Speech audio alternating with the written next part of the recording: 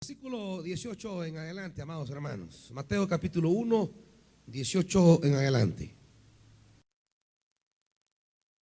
El nacimiento de Jesús el Cristo fue así. Su madre María estaba comprometida para casarse con José, pero antes de unirse a él resultó que estaba encinta por obra del Espíritu Santo. Como José, su esposo, era un hombre justo y no quería exponerla a vergüenza pública, resolvió divorciarse de ella en secreto. Pero cuando él estaba considerando hacerlo, se le apareció en sueños un ángel del Señor y le dijo: José, hijo de David, no temas recibir a María por esposa, porque ella ha concebido por obra del Espíritu Santo. Dará a luz un hijo y le pondrás por nombre Jesús, porque él salvará a su pueblo de sus pecados. Todo esto sucedió para que se cumpliera lo que el Señor había dicho por medio del profeta: la virgen concebirá y dará a luz un hijo y lo llamarán Emmanuel, que significa Dios con nosotros. Cuando José se despertó, hizo lo que el ángel del Señor le había mandado y recibió a María por esposa. Pero no tuvo relaciones conyugales con ella hasta que dio a luz un hijo a quien le puso por nombre Jesús. Padre, en las incertidumbres que tenemos en la vida, cuánto necesitamos tu revelación.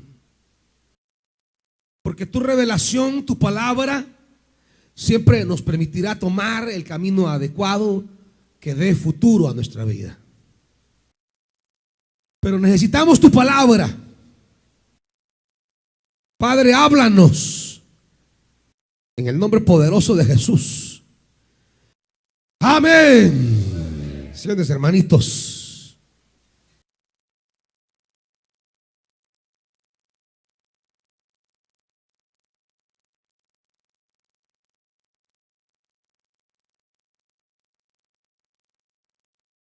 Aunque en el pasaje que hemos leído hayan personajes, diríamos, importantes, como es María y su hijo Jesús,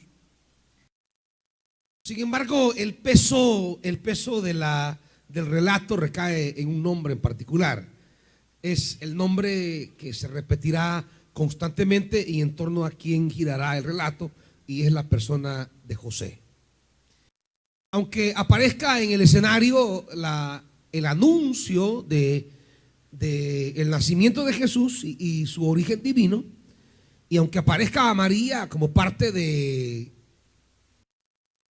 diríamos, del relato, sin embargo el personaje que cobrará importancia y que hemos de escuchar su caminar y sus acciones en el pasaje, para ver cómo nos ubicamos en torno a este personaje, es José.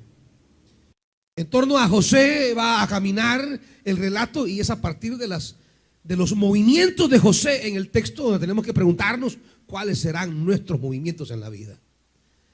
Caminando desde José, debemos aprender a caminar en la vida. José es un personaje un tanto desconocido en el Nuevo Testamento.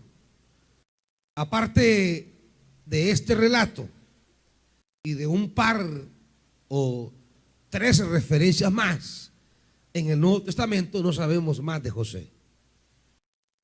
Luego del nacimiento de Jesús, no tenemos indicios, a no ser aquel pasaje cuando va con María a buscarle al templo cuando tenía 12 años el Señor. Pero luego de allí no tenemos más referencia de José, no sabemos nada. No menciona el Nuevo Testamento qué se hizo José, cuál fue su participación en el ministerio de Jesús. Se supone que cuando José y María se casan, pareciera que José es una persona ya mayor, casado con una muchacha, diríamos, con una señorita. Pareciera, la tradición siempre habló de José como un hombre mayor que había enviudado y que tuvo una segunda relación matrimonial que fue con María, y cuando se casa con María parece que ya él era un hombre avanzado, un hombre maduro, y María era apenas una joven. Y esto hace que José desaparezca pronto en el escenario de los relatos evangélicos, porque pareciera que murió y no tuvo mayor participación en el ministerio de Jesús, como con frecuencia aparecerá su madre constantemente en diferentes momentos de la vida de Jesús hasta llegar a la cruz. Y todavía en Hechos de los Apóstoles aparece en el aposento alto con los hermanos, y se dirá un par de cosas más en las cartas. María tendrá todavía una prolongación de su identidad, aparecerá unas cuantas veces más en los evangelios y en Hechos y en las cartas. Pero aparte del nacimiento de Jesús, de José no se nos va a decir mayor cosa en el ministerio. Aunque no haya presencia de José en el ministerio de Jesús, esto no debilita el papel importante que José tendrá en este momento clave de la vida de Jesús. Porque diríamos, amados hermanos, que lo importante de una persona no es la cantidad, diríamos, de tiempo que le toque vivir sobre la tierra, sino más bien la calidad de tiempo que aprenda a vivir sobre la tierra. La gente quiere afanarse por querer extender sus días sobre la tierra, como que la mera cronología de vivir le dé sentido a la existencia. ¿De qué sirve vivir muchos años si no servimos para nada? ¿De qué sirve vivir muchos años si no tenemos un sentido de propósito? La gente quiere prolongar sus días sobre la tierra como que el mero extender los días sobre la tierra le traerá felicidad. Lo que trae plenitud a la vida, amados hermanos, no es la cantidad de tiempo que vivamos, sino la manera como los años que vivamos, los vivamos para cumplir los propósitos de Dios para nosotros. La plenitud, la alegría de la vida no está en la cantidad de años que vivamos, sino en la intensidad con que cumplamos los designios de Dios a nuestra vida durante los años que nos toque vivir, sean pocos o sean muchos. Digan amén, hombre. Como que no entendieron qué es lo más importante en la vida. Vivir años sin cantidad, o vivir pocos años, pero vivirlos de cara a cumplir los propósitos de Dios. José no aparece tanto en la vida de Jesús, probablemente murió. Sin embargo, las referencias que tenemos de José en los evangelios son importantes, porque José va a establecer un nexo entre ese niño que ha nacido y la descendencia de David. Fíjese bien esto. El descendiente de David es José y no María. Aparte que nadie tiene descendencia con un antecedente por la madre, sino por el padre. Y no hay manera que Jesús sea llamado hijo de David si no es a través de José. Es a través de José que en Jesús se cumplirán las promesas hechas al rey David. Imagínense la importancia histórica de José en la vida de Jesús. Él será el nexo con David, el rey David del Antiguo Testamento, las promesas hechas a David, toda la bendición prometida a David, todo lo que tiene que ver con el reinado davídico y la figura de David en el Antiguo Testamento van a descansar sobre Jesús a través de la persona de José.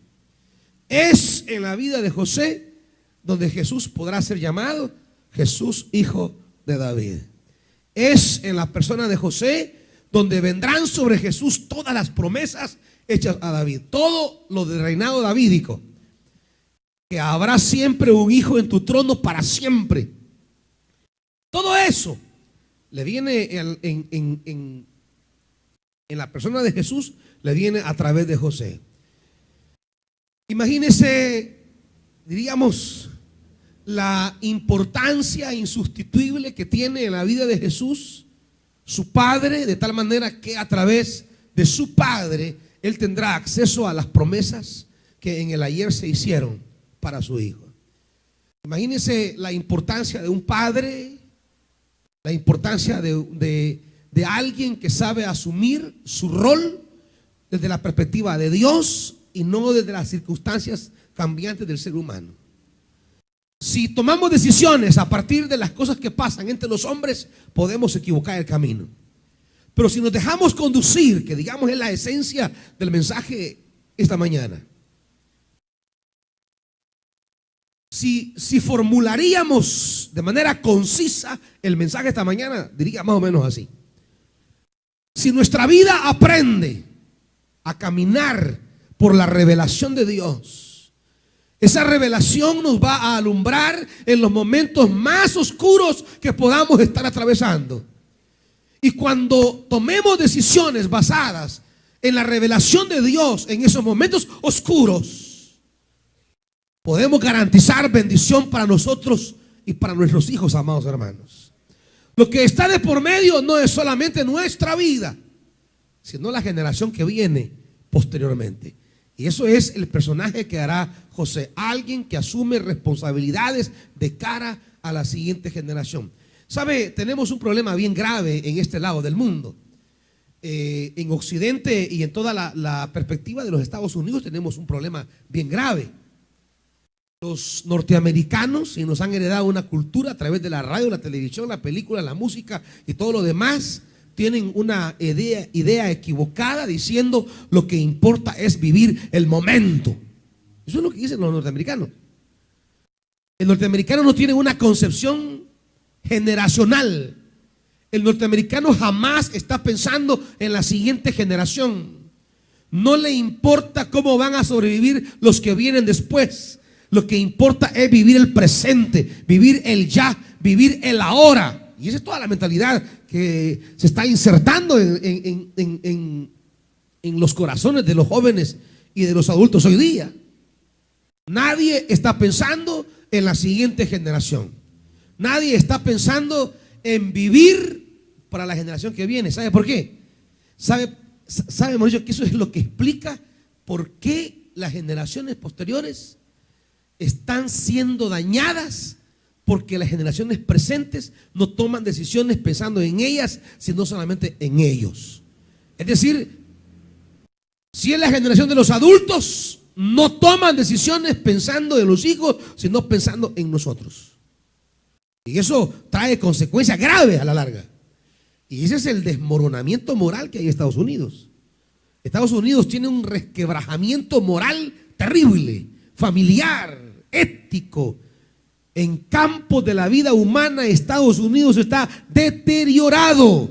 ¿Sabe por qué? Porque tienen una concepción de la vida del presente. Vivamos el ahora, vivamos el momento. Lo que importa es vivir el ya. Eso dicen. Y todavía se nos inserta y decimos: ¿qué importa el mañana? Vivamos el momento. Vivamos el momento. Y viviendo el momento, hay quienes han arruinado toda la vida que venía. Por andar viviendo el momento, hay quienes se pasearon en tantos momentos maravillosos que pudieron haber tenido en el futuro. Por vivir el momento, arruinan toda una historia posterior. Con esa idea de vivir el momento, arruinamos todo lo que viene después de nosotros. ¿Por qué unas culturas son más coherentes y con más sentido de propósito? Porque su existencia presente la viven pensando en dejar la mejor herencia a la generación que viene. Y esta tomará lo mejor de esta y pensará lo mejor en la siguiente. Y se va pensando siempre en la siguiente. Y esas son las culturas que llegan a desarrollar una cohesión tremenda, una riqueza enorme, y no se deterioran, no caen, no se arruinan. Son culturas que progresan, que crecen y están allí. Y culturas como la norteamericana emergen y pronto desaparecen por ese deterioro moral, de vivir el momento. En la Biblia, Dios enseñará a Israel siempre a pensar en tus hijos y los hijos de tus hijos. Cuando Dios llama a Israel, no está pensando solo en este pueblo, sino en los hijos y los hijos de este pueblo que está llamando. Dios siempre está queriendo construir un Israel para los hijos de Israel. Siempre hay una mentalidad de Dios de querer bendecir a las generaciones. Dios siempre está pensando en una vida del presente que traiga bendición al futuro. Una vida del presente que traiga edificación, que traiga, diríamos, una serie de desenlaces positivos, edificantes para la vida posterior. Y eso es lo que nos está pasando a nosotros, amados, en este tiempo, que cada quien vive buscando. Es que yo debo buscar mi placer, es que yo debo pensar en mí, es que yo debo buscar mi bienestar. Es que si no pienso en mí, no voy a pensar en mí. Y hay un egoísmo justificado, hay un egoísmo generacional justificado en el cual nos desentendemos de la siguiente generación. Acabémonos el agua y hay que vean los demás qué es lo que van a beber. Acabémonos la comida y hay que ver los demás que se van a hartar. No hay un sentido de responsabilidad generacional. Y eso está afectando mucho las decisiones hoy día y trayendo daño justamente a la familia. José será el hombre que tomará decisiones de cara a la revelación de Dios y de cara a la generación posterior. José no está pensando en él. Ni siquiera, fíjense bien, José, ni siquiera sin revelación está pensando en él. El versículo 18 se nos habla de un detalle de María. Un detalle que usted y yo conocemos de entrada porque el versículo 18 nos aclara. Dice que María estaba comprometida para casarse con José. Pero resulta que antes de unirse, sale María embarazada. Y la explicación que da el versículo 18 la conoce usted y yo, pero no la sabía José. Es un dato que José no tiene en su mente. José no ha dimensionado, no sabe, no comprende que ese embarazo es obra divina. Y claro, ¿quién va a andar creyendo eso? ¿Quién se va a andar imaginando eso? ¿Qué novio va a decir, yo no la he tocado y está embarazada? Qué lindo es el Señor, gloria a Dios. ¿Cree usted que eso va a ser un novio?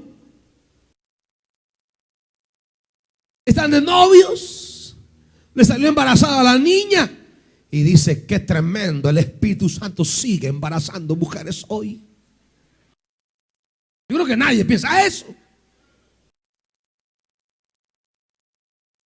A nadie se le ocurre semejante idea. Inmediatamente lo que hacemos es, pero ¿qué es esto?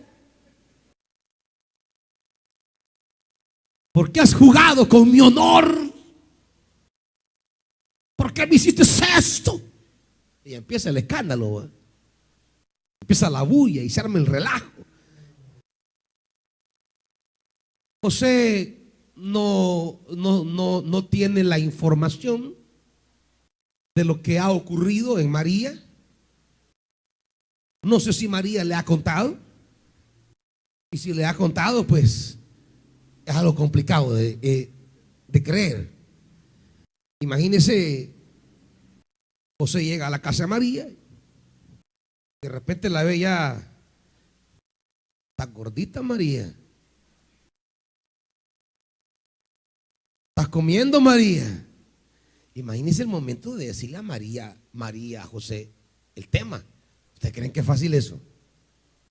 No me va a creer. Y cada vez que lo veía llegar, lo atendía, quizás le daba su comidita, pero dejó que le creciera un poquito la pancita de seguro. Y como sucede con todos los que confiesan el embarazo, hasta que se dan cuenta y ya no lo pueden esconder, tienen que decirlo, ¿verdad? Es decir, mientras logran todavía esconderlo, bueno, yo no le digo nada todavía, ¿va? Pero cuando ya de plano no se puede esconder. Es que fíjese que quería hablar con usted, papá. Es que mamá, ya van varios días que quiero hablar con usted. Imagínese a José llegando. María, ¿y qué te pasa? Vení, José, te voy a contar. José estaba esperando que le narrara quizás la historia de su infidelidad. Pero María le salió con algo que José no esperaba en realidad. Dice, mira, José, hace un tiempo vino un ángel. Inicia la historia. Ajá, seguimos. Y el ángel me dijo que Dios me iba a hacer un gran favor. Porque así le dijo el ángel. Favorecida. El Señor te ha favorecido. Ajá, ¿y qué favor te hizo Dios? Que yo iba a quedar embarazada por obra del Espíritu Santo. ¿Qué piensan de José en ese momento ustedes? ¿Qué tal le llega a su novia con esa historieta? ¿Qué tal le llega a su novia con esa historia, hermanito? ¿Ah?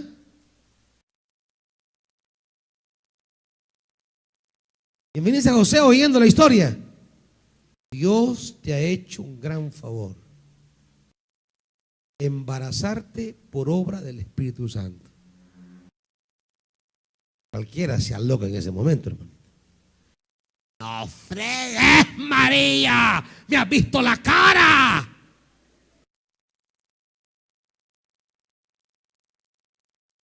Y ahí se desata un relajo. Ahora, en ese escenario de una historia en la que el Espíritu embaraza a María, aparece José, que debe cumplir un rol importante en el nacimiento de Jesús. Pero saben, quizás José no logra comprender, no logra asumir la magnitud de ese evento y toma una decisión en el versículo 19. Pero mire, aún en medio de esto, mire la justicia de José. Mire la honorabilidad de José. Como José dice, su esposo era un hombre justo. Y dice, no quería exponerla a vergüenza pública. En realidad, este hombre es como los betaneros, ¿verdad?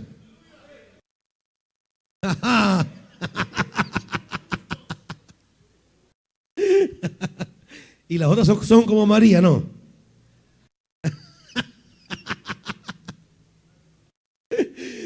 José, imagínense diríamos la gentileza de José, la honorabilidad de José, sin lograr, diríamos, comprender la magnitud de aquel acontecimiento y sin quizás aceptarlo, entenderlo. Una cosa es cierto, él tiene su propio carácter que no está determinado por las circunstancias externas. La Biblia dice José era justo.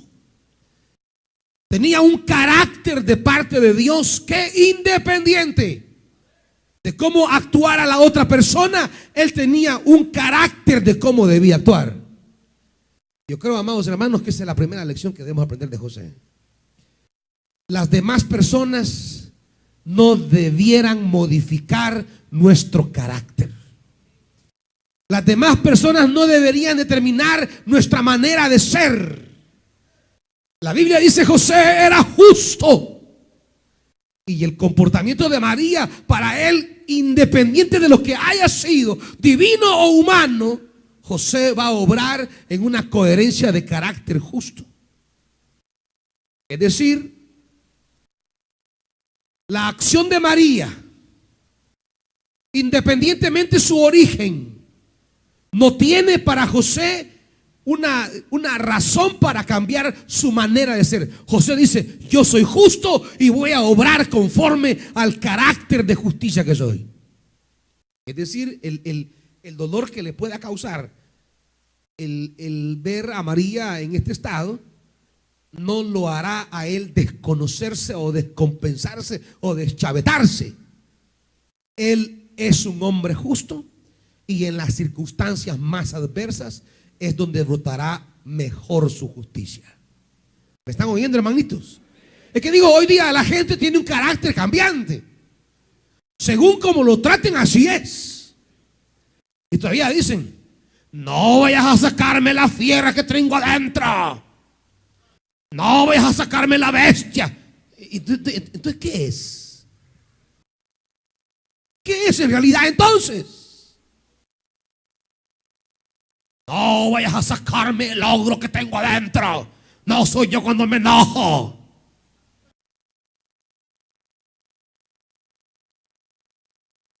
Dice la mujer: ay, mi amor, no me esté provocando. Va a sacar la fiera que tengo adentro. Es decir, las personas tienden a sacar su verdadero yo bajo crisis. Tienden a sacar su verdadera personalidad bajo presión. Tienden a sacar lo que realmente son cuando enfrentan las adversidades. Mire, José es un hombre que tiene un carácter firme. La Biblia dice: José es un hombre justo. Y ese carácter de ser justo lo va a demostrar aunque le sea contraria a la corriente. Es tan fácil ser justo con quien ha sido justo. Pero ¿será que podemos ser justos con quien ha sido injusto? Es ser compasivo con quien ha tenido compasión. Es fácil ser fiel con quien nos ha sido fiel. Pero ¿podríamos ser compasivos con quien ha sido falta de compasión con nosotros? ¿Podríamos ser fieles con quien ha sido infiel con nosotros? ¿Podríamos ser pacientes con quien ha sido impaciente con nosotros? La primera lección que debemos aprender de José, amados hermanos, es que independientemente del entorno de las personas que están con nosotros, nuestro carácter debe estar determinado por Dios. Es decir, no tenemos que responder como nos hayan tratado, tenemos que responder como Dios es en nosotros. Miren, amados hermanos, si en la vida aprendemos a responder a otros con el carácter de Dios en nosotros, muchísimas cosas fueran diferentes.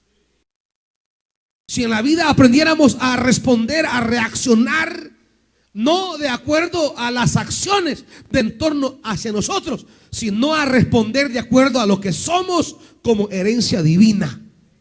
José tenía de Dios ese carácter de justo. José tenía de Dios ese sentido de justicia. Y aunque no logra entender y no comprende y quizás hasta ni cree lo que está pasando con María, sin embargo, nada de esto lo lleva a obrar de una manera donde saque su enojo, su molestia, su rencor. ¿Cuántas de nuestras reacciones son nada más que desahogos? Pero ningún desahogo logra reconstruir, hermanitos. ¿Cuántas reacciones del esposo ante la esposa, o del esposo ante el esposo, de los padres a los hijos, o de los hijos a los padres, o empleados a empleadores, son nada más respuestas de desahogo? Usted quiere sacar esto que lo está matando y arma un relajo y grita. Bueno, y quienes hasta matan. Mire, un empresario de la ruta 116 para San Vicente, un empresario de San Vicente, se da cuenta que su mujer tiene otro, va, le pega unos balazos, luego se quiere matar y no se pudo ni matar, haya quedado medio tieso, está en el hospital, lo van a sacar y de ahí para la cárcel. De esa reacción pregunto, ¿qué resolvió? ¿Qué resolvió? ¿Qué corrigió? ¿Qué enmendó? ¿Qué futuro construyó? Nada. Nada. ¿Sabe? En los momentos de mayor oscuridad en la vida es donde se va a revelar qué carácter de Dios hemos heredado. Porque mientras todo camina bien, todos están bien equilibraditos. Ey, el hermano, qué tranquilo. Veámoslo cuando vayan mal las cosas. Que solo corvo ofrece. La hermana es una dulce paloma, qué tranquila. Espérese que vengan las adversidades. Es una pantera.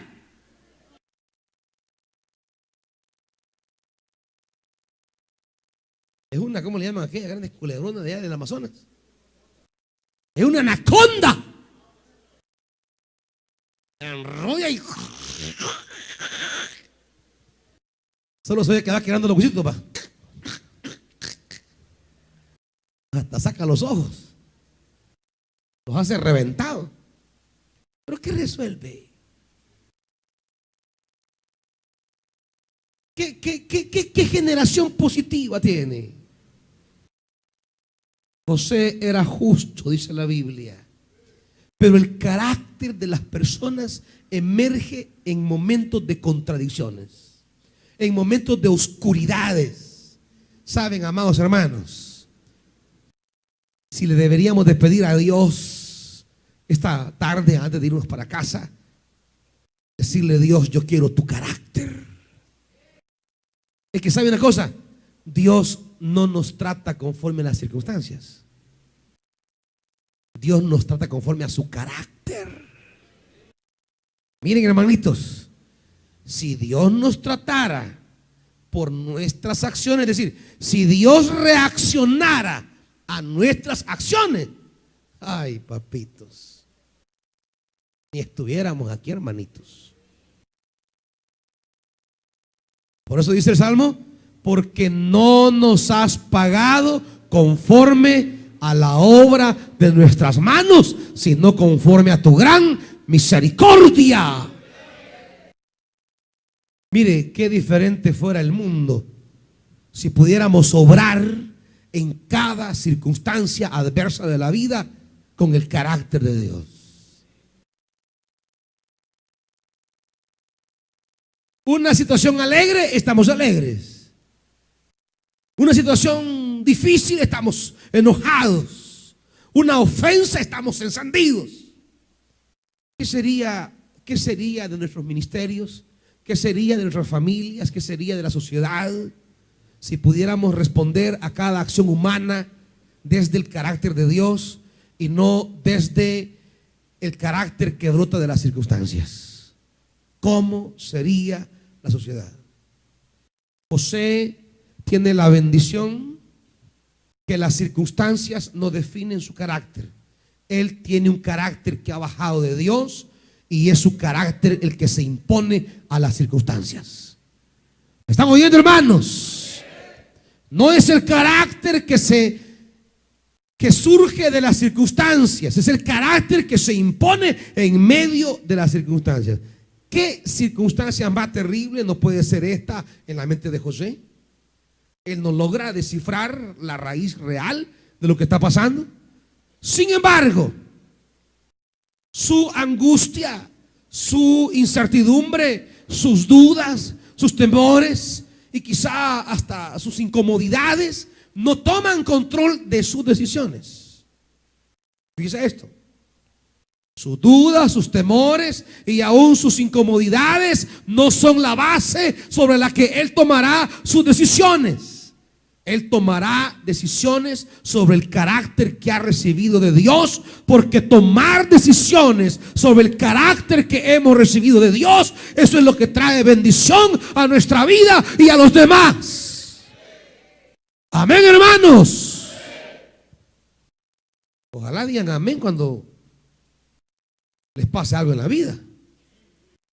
Y no que de repente le vengan a decir: mire, el hermano agarró acá a cinchazos a la hermana. Mire, la hermana agarró la cacerolazos al hermano, y como era reina huerla, vajía, si más lo mata. Y que no había dicho amén aquí, pues. Y cuando el pastor preguntó si van a responder con el carácter de Dios y no conforme les hagan en un momento, y dijo amén, decía. ¿Y cómo es que le acabó la cacerola al hermano en la cabeza? Cabeza pacha lo dejó. Y mire, fue un escándalo que se dio a toda la colonia, y los niños gritaban, y llegó la ambulancia y la PNC, el ejército, la Fuerza Armada, todo. Y que no dijo amén aquí, pues. No es cosa de decir amén aquí, hermanitos. Es de decirlo aquí y mantenerlo mañana, pasado y pasado mañana. Solo decisiones que nazcan en el carácter que recibimos de Dios son las decisiones que traerán provecho a nuestra vida. Mire, José se pudo haber enloquecido. Sin embargo, en su justicia no quería exponer a María a vergüenza pública. ¿Qué hombre es este que está pensando en María y no en él? ¿Qué hombre es este que en el momento más difícil que atraviesa él no está pensando en cómo reprender, sancionar a María, sino que está pensando en cómo cuidarla? Este hombre tenía una nobleza tremenda. No sé cuántos tuviéramos esa nobleza esta mañana. Es una nobleza que en realidad solo puede venir de Dios, hermanitos. No está en nosotros. Solo viene de Dios.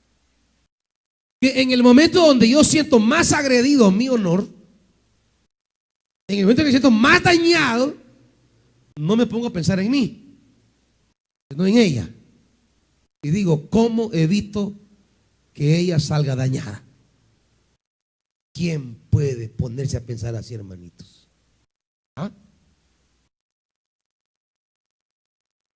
Que en el momento que usted como mujer ha recibido el daño, diga, ¿cómo ayudo que mi esposo salga lo menos afectado de esto? Ay, hermanito, esto solo viene de Dios. Porque del ser humano, no, este me la va a pagar. Ya va a ver con quién se metió. Hoy sí, hoy sí. En la calle lo voy a dejar. De rodillas va a venir aquí. A besarme los pies lo voy a poner. No sabe con quién se ha metido. Y vienen todas las amenazas. En esos momentos, lo único que buscamos es desahogar nuestra cólera, ver cómo reparamos nuestro honor y ver cómo hacemos sufrir más a este desgraciado o a esta desgraciada. Pero mire la nobleza de José. Es que esto solo puede venir de Dios. Porque es Dios el único que en la locura y rebeldía en nuestros caminos siempre está pensando en ver cómo nos ayuda. Solo Dios. Por eso dice, aunque fuéramos infieles, Él permanece fiel. Porque siendo enemigos fuimos reconciliados con Dios por Cristo Jesús. Él toma la iniciativa de reconciliarse con nosotros. Solo Dios hace eso. Nosotros le ofendemos, nos hacemos enemigos, le damos la espalda, nos volvemos rebeldes. ¿Y sabe él qué comienza a hacer? Él comienza a buscar la manera de cómo reconciliarse con nosotros. Solo Dios, amados hermanos. Y los hijos de Dios. Ay, no digo amén, va. Ajá, los hijos de Dios. es que ser hijo de Dios significa parecerse a Dios. Cuando la Biblia habla de ser hijo de Dios, no está hablando de una relación sanguínea, sino de una identidad espiritual. Ser padre, ser hijo, son categorías espirituales que definen una manera común de ser. Dios transfiere su condición espiritual a nuestra vida a través del Santo Espíritu. Somos hijos de Dios porque el Santo Espíritu entra, introduce en nosotros esa naturaleza divina, como dice Pedro. ¿Me está oyendo, hermanitos? ¿Qué es lo que dice Pedro en la segunda carta? Mire.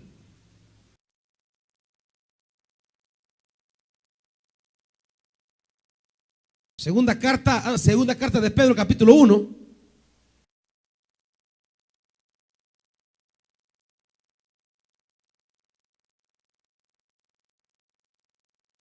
Dice versículo 4. Segunda Pedro 1:4. Así Dios nos ha entregado sus preciosas y magníficas promesas para que ustedes, luego de escapar de la corrupción que hay en el mundo debido a los malos deseos, lleguen a tener parte en ¿qué, hermanitos? Lleguen a tener parte en la naturaleza divina. Y esa participación en la naturaleza divina es lo que nos hace hijos de Dios. O sea, somos hijos de Dios no en virtud de alguna confesión doctrinal. Somos hijos de Dios no por fundamento de ritos. Somos hijos de Dios por compartir una naturaleza, una manera de ser, una manera de comportarnos, una manera de responder. Y esa es la manera de Dios que siempre está procurando nuestro bien. Es la manera de Dios que siempre está procurando nuestro progreso, nuestra bendición, no obstante le ofendamos. ¿Recuerda el padre de la parábola? Y el retorno del hijo, ¿cómo lo recibe? Lo besa, lo abraza, le da sandalias, vestido, anillo y le prepara un fiestón. ¿Y qué pasó con la ofensa? ¿Y qué pasó con el dinero que se llevó? El padre solo piensa una cosa: aquí está mi hijo y yo quiero el bien de él, nada más. Y no se pone a recordar más nada. No se pone a pensar más nada. Solamente ser hijo de Dios nos lleva a actuar como José. En la hora más difícil de la vida, estamos pensando: ¿cómo ayudo a quien me ha dañado?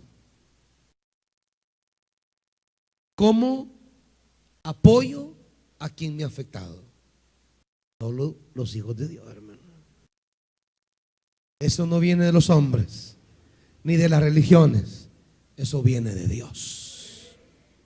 Quiera el Señor, amados, levantar una generación de Josés y de Josefas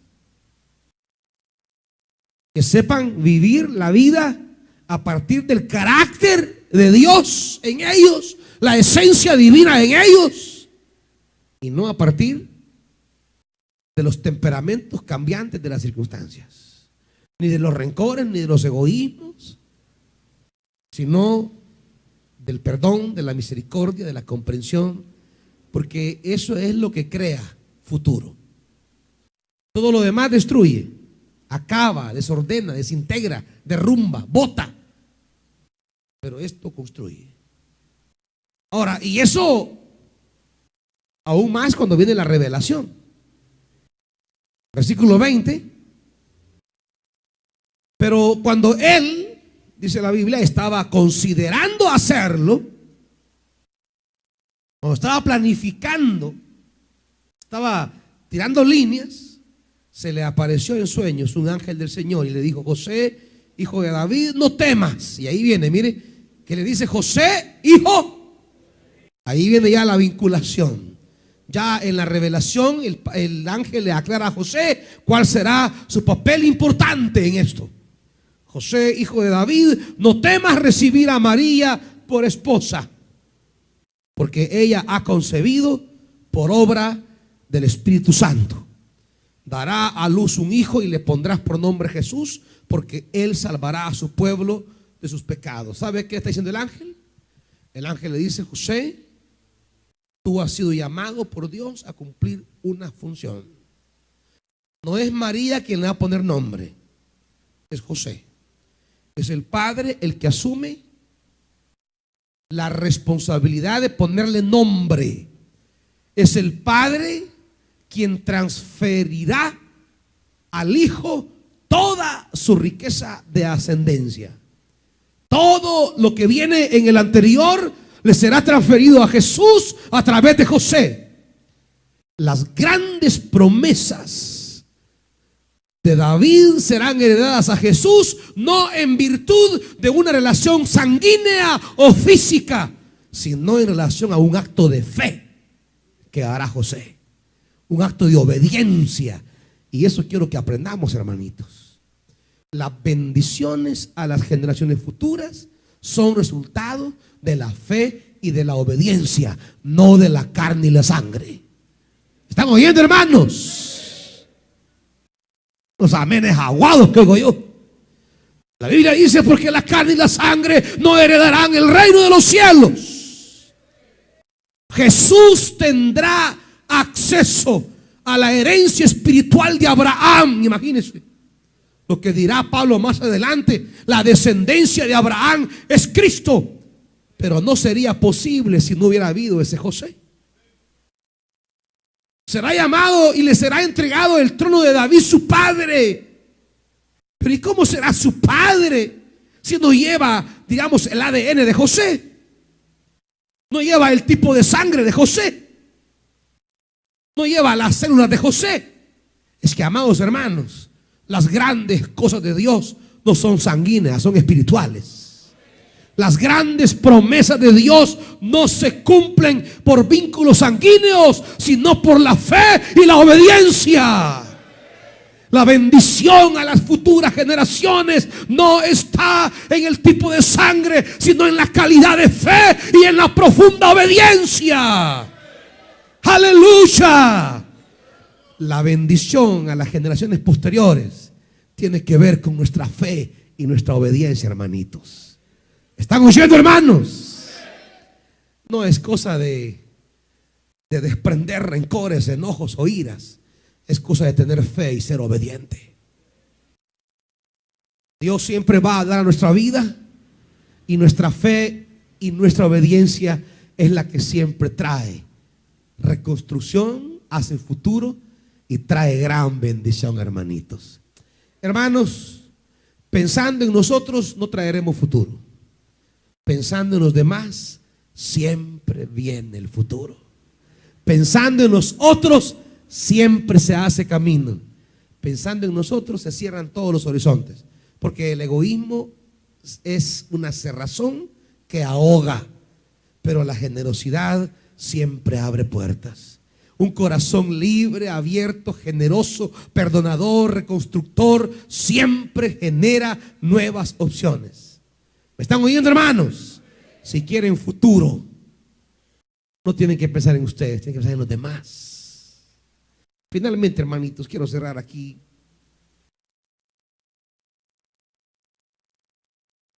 Versículo 24.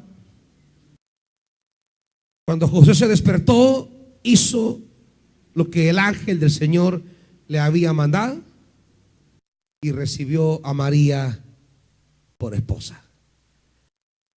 Para José esto no es cosa de sentimentalismos. Esto es cosa de obedecer a Dios.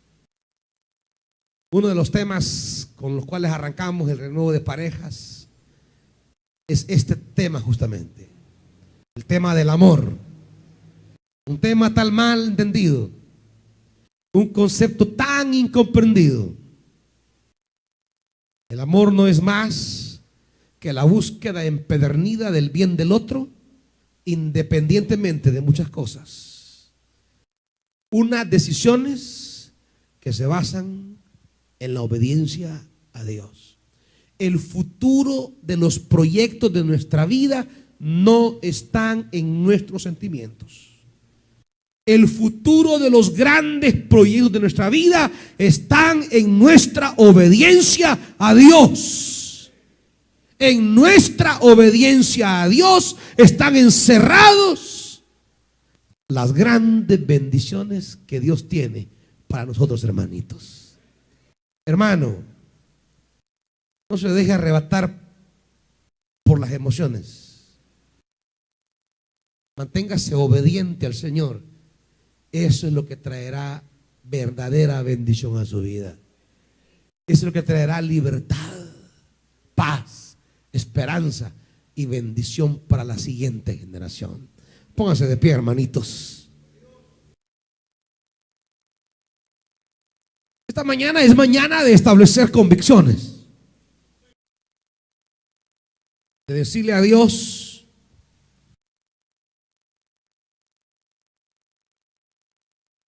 yo quiero comenzar a obrar conforme a la naturaleza, al carácter que tú me has heredado. No quiero entrar a otro año cargando conflictos emocionales. Quiero decidirme por obrar conforme a tu palabra. ¿Por qué no le pide a Dios que por medio del Santo Espíritu impregne de usted el carácter de Dios? ¿Por qué no le pide a Dios que, independientemente de sus opiniones, ahí donde usted está pensando, que llegue la revelación de Dios y le diga lo que tiene que hacer y que usted obedezca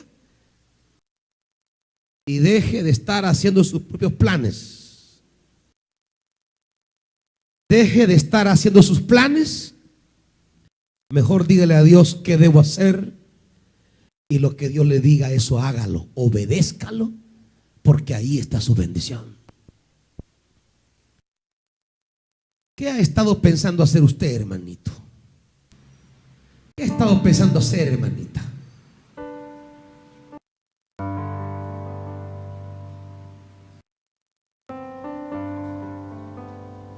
¿Qué cosas han pasado y usted está tomando decisiones, viendo cómo arreglan las cosas a su manera? ¿Por qué no se deja impregnar de la palabra de Dios que le dice: esto y esto quiero que hagas? Y eso es lo que tiene que hacer. Lo entienda, lo comprenda, o lo quiera o no lo quiera. El futuro está en la obediencia. La obediencia a Dios. Su libertad y su paz y la bendición para la siguiente generación están en la obediencia a Dios como el tuyo, y en vivir el carácter de Dios en yo nosotros. quiero ser Jesús. Haz mi carácter más como el tuyo, yo quiero ser. Vamos, dígaselo. Porque en esta vida hay cosas que pasan que yo no entiendo. Porque yo quiero demostrar tu amor a cada instante. Hazme hacer tu voluntad y morir a mi viejo hombre. Haz mi carácter más como el tuyo, yo quiero ser. Dígaselo porque Él lo hará. Jesús, haz mi carácter. Dígaselo porque así será. Más como el tuyo. Para eso hemos recibido el Espíritu Santo. Yo quiero ser Jesús. Para implantar en nosotros. Haz mi carácter más como el tuyo, yo quiero ser. Porque en esta vida hay cosas que pasan que yo no entiendo. Porque yo quiero demostrar tu amor a cada instante. Hazme hacer hacer tu voluntad y morir a mi viejo hombre. Es mi carácter, más como el tuyo yo quiero ser, porque en esta